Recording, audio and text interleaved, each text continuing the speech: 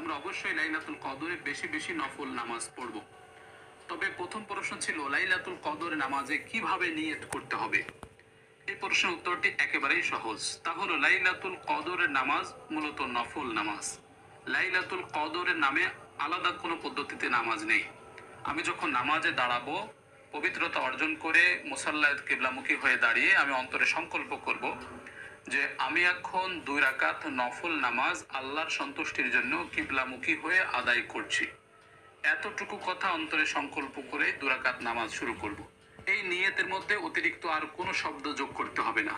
সবে কদরে নামাজ পড়তেছি নাকি লাইলাতুল কদরে নামাজ পড়তেছি এরকম কোনো কিছু যোগ করতে হবে না। শুধু আপনি 2 রাকাত নফল নামাজের নিয়ত করে দাঁড়িয়ে যাবেন, আল্লাহু আকবার বলে নামাজে দাঁড়িয়ে যাবেন। তো সম্মানিত দর্শক, দ্বিতীয় প্রশ্ন ছিল এই লাইলাতুল কদরের নামাজে কোন কোন সূরা দিয়ে পড়তে হবে। আপনি যখন নামাজে দাঁড়ালেন প্রথমে সানা পড়বেন, সূরা ফাতিহা পড়বেন, তারপরে যে কোনো একটা সূরা পড়বেন।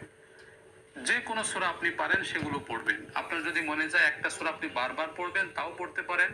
আপনার যদি মনে চায় আপনি একাধিক সূরা পড়বেন তাও পড়তে পারেন, কোনো সমস্যা নেই।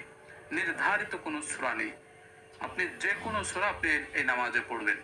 এরপরে রুকু সিজদা করবেন, আবার দাঁড়িয়ে দ্বিতীয় রাকাতে আপনি সূরা ফাতিহা পড়ার পরে যে কোনো একটা সূরা পড়বেন। এভাবে 2 রাকাত করে নামাজ পড়তে হবে। 3 নম্বর প্রশ্ন ছিল যে এই লাইলাতুল কদরে কয় রাকাত নামাজ পড়তে হবে। এই প্রশ্নের উত্তরটি একেবারে সহজ। তা হলো আপনার ধৈর্যে যতটুকু কুলায়, মাগরিবের পর থেকে ফজরের আগ পর্যন্ত আপনি যদি জেগে থেকে সারা রাত নামাজ পড়েন তাতেও কোনো সমস্যা নেই। আপনার যদি মনে চায় যে আমি 2 রাকাত অনেক দীর্ঘ তেলাওয়াত করে 2 রাকাত নামাজ পড়বো, তাও আপনি পড়তে পারেন।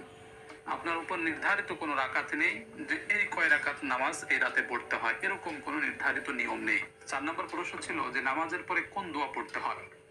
এক হাদিসের মধ্যে আছে, সুনানে তিরমিজির 3531 নম্বর হাদিসে আয়েশা রাদিয়াল্লাহু তাআলা আনহা বলছেন যে রাসূল কারীম সাল্লাল্লাহু আলাইহি সাল্লাম আমাকে বলছেন যে তুমি যদি কখনো লাইলাতুল কদর পেয়ে যাও তাহলে এই দোয়া পড়বে, আল্লাহুম্মা ইন্নাকা আফুউন তুহিব্বুল আফওয়া ফাআফু আন্নী।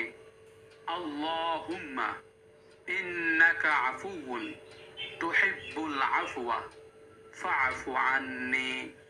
দোয়াটার অর্থ হলো, আল্লাহুম্মা, হে আল্লাহ, ইন্নাকা আফুউন, নিশ্চয়ই তুমি ক্ষমাশীল, তুহিব্বুল আফওয়া, ক্ষমা করতে তুমি ভালোবাসো, ফাআফু আন্নী, অতএব আমাকে ক্ষমা করে দাও। সুবহানাল্লাহ, চমৎকার একটি দোয়া। আসসালামু আলাইকুম ওয়া রাহমাতুল্লাহি ওয়া বারাকাতুহু। সম্মানিত